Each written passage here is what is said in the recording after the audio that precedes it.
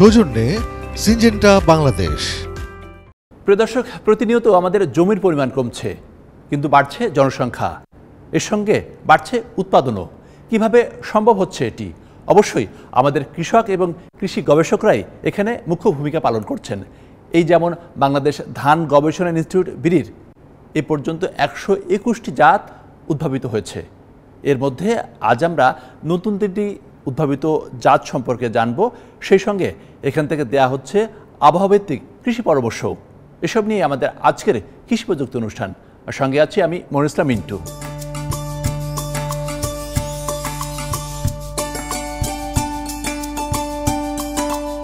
বাংলাদেশের কৃষি গবেষণা সিস্টেমের অন্যতম প্রধান স্তম্ভ বাংলাদেশ ধান গবেষণা ইনস্টিটিউট ব্রি। এর প্রতিষ্ঠা 1970 সালে।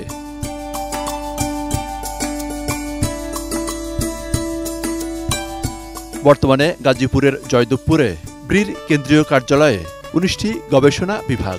এছাড়া বাংলাদেশের বিভিন্ন গুরুত্বপূর্ণ কৃষি পরিবেশ অঞ্চলে 17টি আঞ্চলিক কার্যালয় ও 6টি স্যাটেলাইট স্টেশনের মাধ্যমে এর গবেষণা কার্যক্রম পরিচালিত হচ্ছে।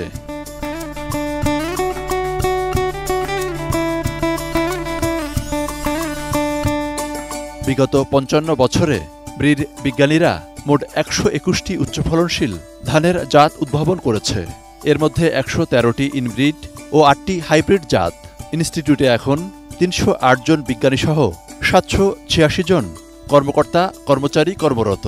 সম্প্রতি উদ্ভাবিত লবণাক্ত সহিষ্ণু, ব্লাস্ট সহিষ্ণু এবং উচ্চফলনশীল 3টি নতুন জাত নিয়েই আমাদের আজকের পর্বের মূল আলোচনা। সেই সঙ্গে আবহাওয়ার পূর্বাভাস ভিত্তিক কৃষি পরামর্শ নিয়েও আমরা জানানোর চেষ্টা করব।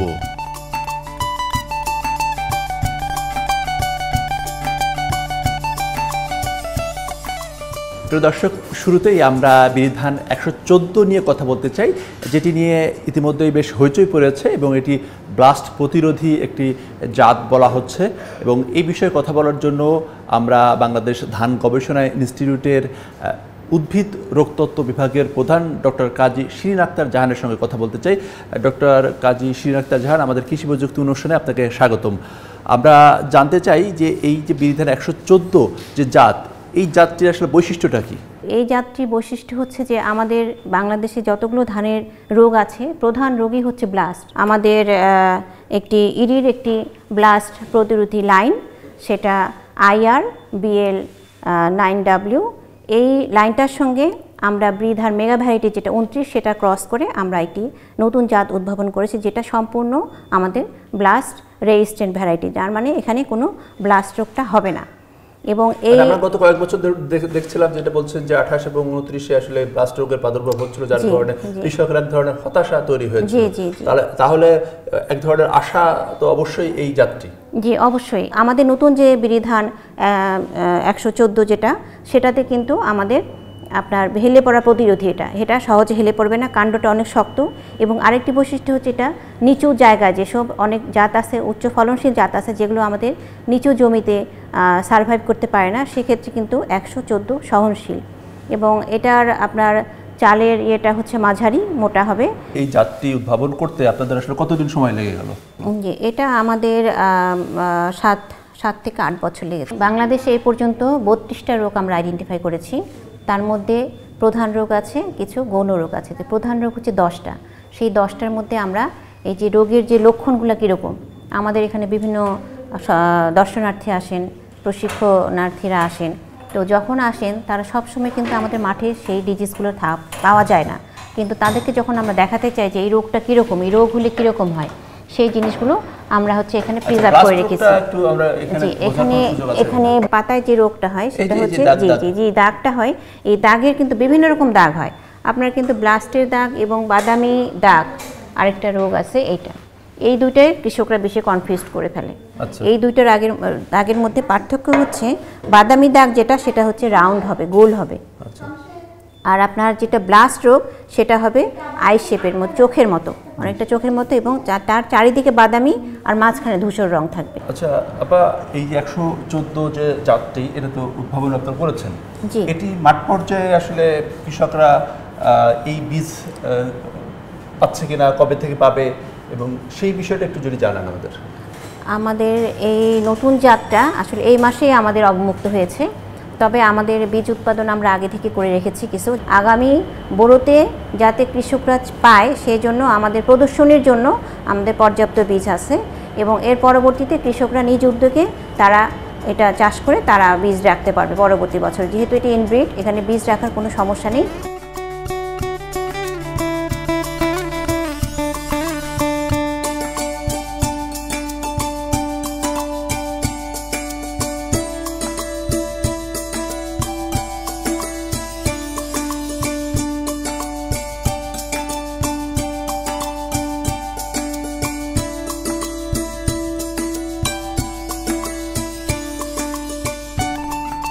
প্রিয় দর্শক, আমাদের প্রতিনিয়তই চাষাবাদে আসলে উৎপাদন বৃদ্ধি করাটা সেটি খুবই বড় চ্যালেঞ্জ, এবং আমাদের দেশের উপকূলীয় এলাকা, বিস্তীর্ণ এলাকা, সেটি বলা যায় যে অনেকটা অনাবাদি পড়ে থাকে। সেক্ষেত্রে এই বাংলাদেশ ধান গবেষণা ইনস্টিটিউট একটি নতুন জাত উদ্ভাবন করেছে, যেটি লবণাক্ত সহিষ্ণু, এবং সেটি বলা হচ্ছে যে বিরি 112 জাত, এবং এর পাশাপাশি 113 উচ্চ ফলনশীল আরেকটি জাতও উদ্ভাবন হয়েছে।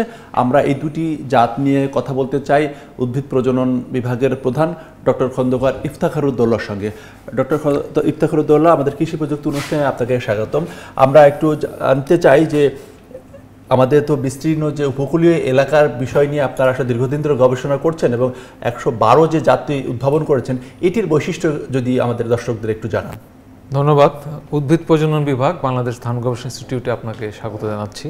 আপনারা জানেন যে গত 14 মে তারিখে বাংলাদেশ সচিবালয়ের কৃষি মন্ত্রণালয়ে অনুষ্ঠিত জাতীয় বীজ বোর্ডের যে সভা, সেই সভায় 3টি নতুন জাতকে ছাড়করণের জন্য অনুমোদন দেওয়া হয়েছে। তার মধ্যে প্রথম জাতটি হচ্ছে বৃধান 112। এ জাতটি রোপা আমন মৌসুমের লবণাক্ততা সহনশীল একটি ধানের জাত। এটির প্রধান বৈশিষ্ট্য হচ্ছে যে এর আগে যে লবণাক্ততা সহনশীল ধানের জাত ছিল, যেটির জীবনকাল ছিল প্রায় 125 দিন, একই জীবনকালে কিন্তু এটির ফলন প্রায় 25 ভাগ বেশি। এটি লবণাক্ততা যুক্ত পরিবেশে প্রায় আপনার 5.5 টন ফলন দিতে পারে, এবং লবণাক্ততা মুক্ত স্বাভাবিক পরিবেশে এটি 7 টন পর্যন্ত ফলন দিতে 7 টন পর্যন্ত।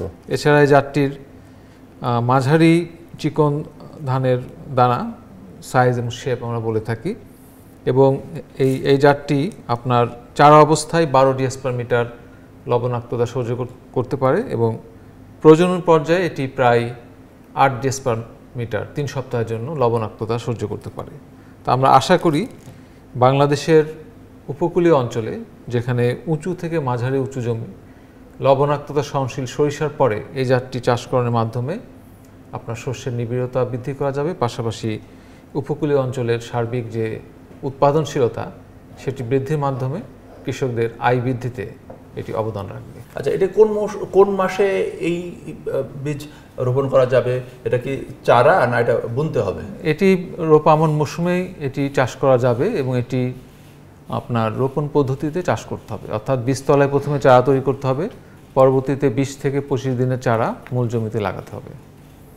এটির পরিচর্যা, সার ব্যবস্থাপনা এবং অন্যান্য যে বিষয়গুলো এটি ইতিপূর্বে উদ্ভাবিত বৃধান 73 যেভাবে চাষ করতে হয় সেভাবে চাষ করলে চলবে।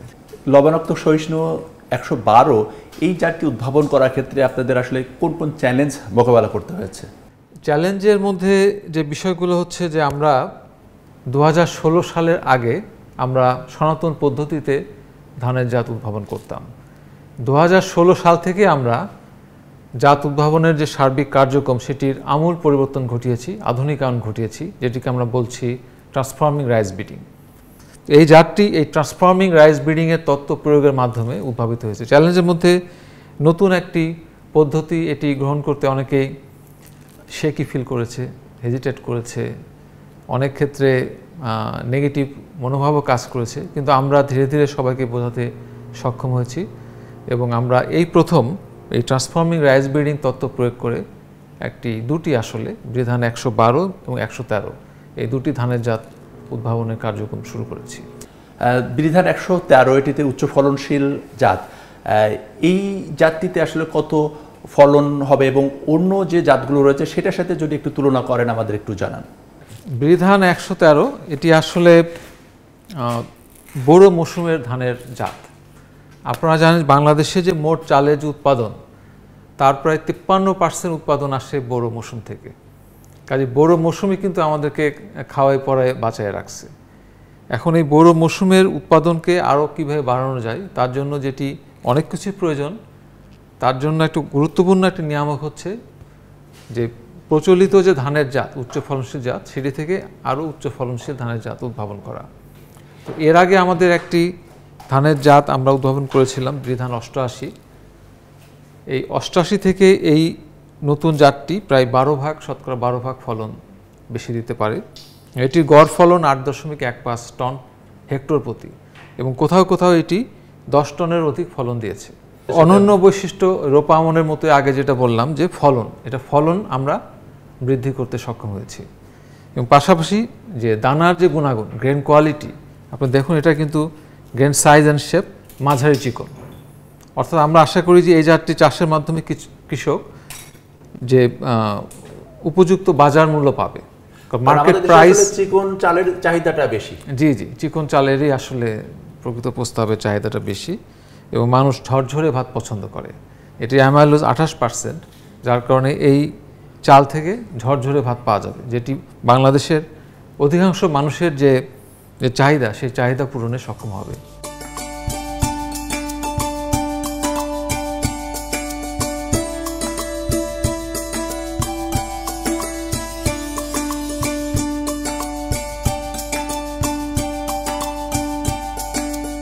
আপনাদের ধান গবেষণা ইনস্টিটিউটেরই 121টি জাত রয়েছে। এত জাত কি আসলে মাঠের প্রয়োজনীয়তা আছে কিনা? কতগুলো জাত মাঠে অ্যাক্টিভ আছে? আমাদের কাছে যে পরিসংখ্যানিক তথ্য আছে সেই তথ্য মতে প্রায় 40টিরও অধিক জাত মাঠ পর্যায়ে জনপ্রিয় এবং আরও যে সমস্ত নতুন নতুন ধানের জাত যেগুলো মাঠ পর্যায়ে জনপ্রিয় হয়নি, আমরা মনে করি যে অ্যাপ্রোপ্রিয়েট এক্সটেনশন স্ট্র্যাটেজি এদের ডিমান্ড ক্রিয়েট করলে এগুলো কৃষকের মাঠে জনপ্রিয় হবে। অর্থাৎ জনপ্রিয় হওয়ার তালিকাও এবং প্রতিটি জাতি কোনো না কোনো অঞ্চলে সেটা কম হোক বেশি হোক চাষ হচ্ছে। এমনকি যে BR20 যেটিকে আমরা মনে করি যে অবসোলিট ভ্যারাইটি, সেটিও কিন্তু যেমন বাংলাদেশের যে সমস্ত লাল মাটি বন্যা অংশের লাল মাটিতে BR20 ভালো হয়। কাজেই প্রতিটি জাতি কোনো না কোনো অনন্য বৈশিষ্ট্য অধিকারী। তবে ধানের না যে কোনো ফসলে জাত উদ্ভাবনকে আমরা বলে থাকি যে বুফেট সিস্টেমের মতো। বুফেট সিস্টেমে যেমন বিভিন্ন ধরনের খাবার সাজানো থাকে এবং ক্রেতা তার পছন্দ অনুযায়ী খাবার খেয়ে থাকে, একইভাবে আমরা কৃষকদের জন্য নানা ধরনের খাবার তৈরি করি। কৃষক তার চাহিদা অনুযায়ী যেটা পছন্দ, যেটি তার জন্য উপযোগী হবে সেটি তারা গ্রহণ করে। তারপরে আপনার যে ফসল উৎপাদনের যে প্রক্রিয়া, সেই প্রক্রিয়ার মধ্যে আমরা যদি পরিবর্তন আনি, যেমন ধরেন আমরা এখন রোপা পদ্ধতিতে ধান চাষ করছি, ভবিষ্যতে যদি পানির চরম অভাব দেখা দেয় বা জলবায়ু পরিবর্তনের যে বিষয়টি মিথেন গ্যাস ইমিশন, এটি যদি আমাদের সামনে আসে, তাহলে আমাদের সরাসরি বপন পদ্ধতিতে ধান চাষে যেতে হবে। তখন কিন্তু এখন যে জাতগুলো রোপা পদ্ধতিতে ভালো হচ্ছে, তখন কিন্তু নতুন জাতের প্রয়োজন হবে। কাজে এরকম নানাবিধ কারণে জাত উদ্ভাবন একটি চলমান প্রক্রিয়া। আচ্ছা, আপনারা গবেষণা কার্যক্রমটি মাঠ পর্যায়ে কী ধরনের কাজ করতে হয় আর ল্যাব পর্যায়ে কী ধরনের কাজ করতে হয়? আসলে ধানের জাত উদ্ভাবন একটি সমন্বিত একটি প্রক্রিয়া। এখানে যেমন গবেষণাগারে কাজের প্রয়োজন আছে, পাশাপাশি মাঠের কাজের সাথেও তার সমন্বয় দরকার আছে। আমরা মূলত গবেষণাগারে সিলেকশনের কাজটি, অর্থাৎ যেটিকে আমরা বলি মার্কার অ্যাসিস্টেড সিলেকশন, সেই সিলেকশনের কাজটি আমরা করে থাকি। পাশাপাশি যে মেইন যে পপুলেশন, এই পপুলেশনগুলা মাঠে গ্রো করা হয়। যত কাজই করেন না কেন আপনাকে মাঠে যেতেই হবে। আপনি জেনেটিক ইঞ্জিনিয়ারিং করেন, জেনোম এডিটিং করেন, জেনেটিক ইমপ্রুভমেন্টের যত টুল আছে তার মধ্যে প্লান্ট ব্রিডিং এটা থাকতেই হবে, কারণ অধিকাংশ ট্রেটই হচ্ছে অনেক জিন দ্বারা নিয়ন্ত্রিত, যেটিকে আমরা বলি পলিজেনিক। এই পলিজেনিক ট্রেটের ইমপ্রুভমেন্টের জন্য সাম সর্ট অফ ব্রিডিং আপনি করতে হবে। কিন্তু যেগুলো মেজর ইফেক্ট জিন, সেই জিনগুলোর ক্ষেত্রে আপনি বায়োটেকনোলজিক্যাল যে টুল আছে সেই টুল ব্যবহার করতে পারবেন। কিন্তু অধিকাংশ অ্যাগ্রোনমিক্যালি সুইটেবল ট্রেট কিন্তু পলিজেনিক, যেমন grain yield, grain zinc content, head rice recovery, grain quality trait, এই সবগুলো ট্রেড কিন্তু অনেকগুলো। তারপর স্ট্রেস টলারেন্স যে ট্রেড যেগুলো আছে, যেমন ধরেন যে আপনার হাই টেম্পারেচার টলারেন্স, সাবমার্জেন্স টলারেন্স, বন্যা সহনশীলতা, এগুলো সবই কিন্তু অনেক জিন দ্বারা নিয়ন্ত্রিত। তো এগুলোর ক্ষেত্রে আপনাকে ব্রিডিং মেথড ফলো করতে হবে।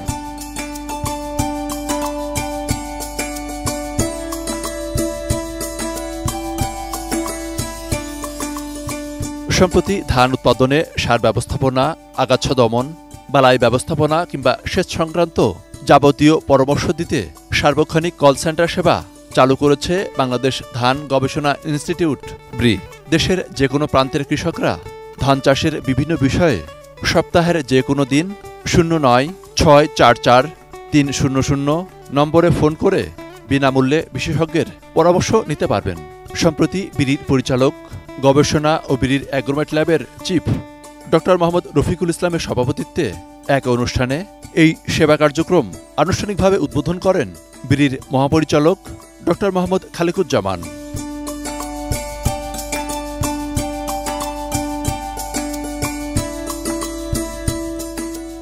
প্রিয় দর্শক, জলবায়ু পরিবর্তনের ফলে আমাদের প্রকৃতির বৈরী আচরণ, সেই সঙ্গে প্রতিটি ফসলেরই পোকামাকড়ের আক্রমণ, সেটিও কৃষকদের জন্য খুব চরম একটি মাথা ব্যথার কারণ। এইসব বিষয়ে পরামর্শ দিচ্ছেন, বিশেষ করে ধান চাষে পরামর্শ দিচ্ছে বাংলাদেশ ধান গবেষণা ইনস্টিটিউট ব্রি। এক্ষেত্রে তারা অ্যাগ্রোমেট ল্যাব স্থাপন করেছে এবং 24 ঘন্টা কৃষকদের বিভিন্ন ধরনের সেবা দিচ্ছে। এই বিষয়ে আমরা আরও বিস্তারিত জানতে কথা বলতে চাই অ্যাগ্রোমেট ল্যাবের কোঅর্ডিনেটর ডক্টর এবিএম জাহিদ হোসেনের সঙ্গে। ডক্টর এবিএম জাহিদ হোসেন, আমাদের কৃষি প্রযুক্তিতে আপনাকে স্বাগতম। আমরা জানতে চাই যে আপনারা আসলে এই যে কৃষকদের এই 24 ঘন্টার যে পরামর্শ, সেটি আসলে কীভাবে দিচ্ছেন? আমাদের যে কল সেন্টার যেটা উদ্বোধন হলো, সেখানে যদি কোনো কৃষক তার ফিল্ডে যদি কোনো প্রবলেম পায়, সমস্যা পায়, যদি মনে করেন যে রোগবালাই সম্বন্ধে তার কোনো সমস্যা দেখতে পেলো এখানে ফিল্ডে, সরাসরি আমাদের নাম্বারে সেখান থেকে ফোন দিবে।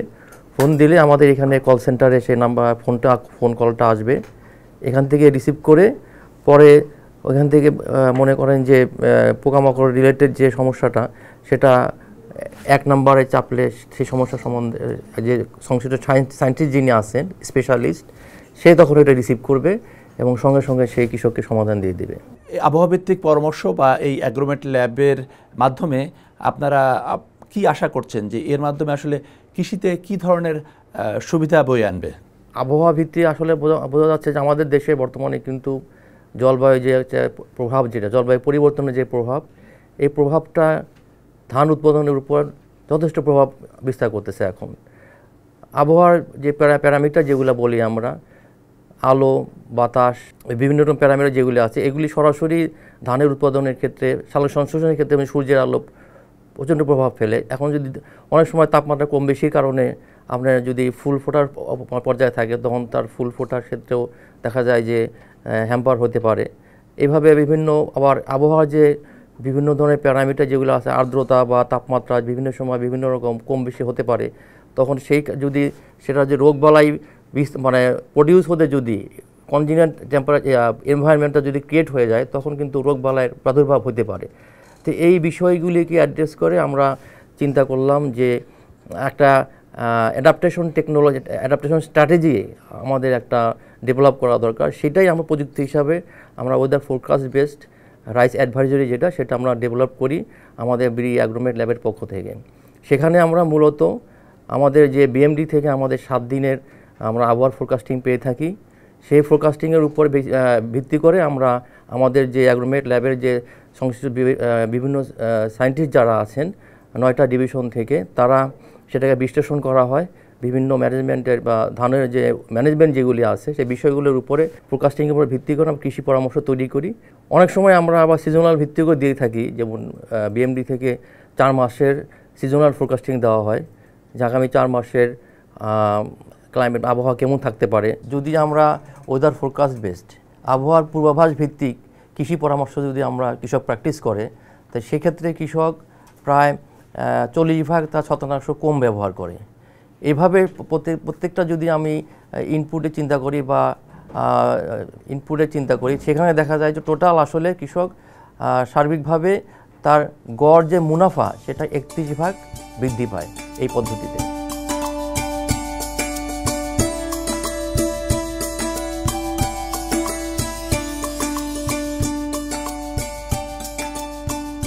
প্রিয় দর্শক, আবহাওয়াভিত্তিক কৃষি পরামর্শ এবং সেই সঙ্গে বাংলাদেশ ধান গবেষণা ইনস্টিটিউট উদ্ভাবিত নতুন 3টি জাত লবণাক্ত সহিষ্ণু বিডি 112, উচ্চ ফলনশীল 113 এবং ব্লাস্ট সহিষ্ণু 114 3টি জাতের যে উদ্ভাবন হয়েছে, মাঠ পর্যায়ে কৃষকদের কাছে দ্রুততা ছড়িয়ে যাবে এবং ধান উৎপাদনে একটা বিপ্লব সূচিত হবে, এই প্রত্যাশা রেখে শেষ করছি আমাদের আজকের কৃষি প্রযুক্তি অনুষ্ঠান। আগামী সপ্তাহে দেখা হবে ঠিক একই সময়ে। সে পর্যন্ত ভালো থাকুন, সুস্থ থাকুন আর এটি নিউজের সঙ্গেই থাকুন।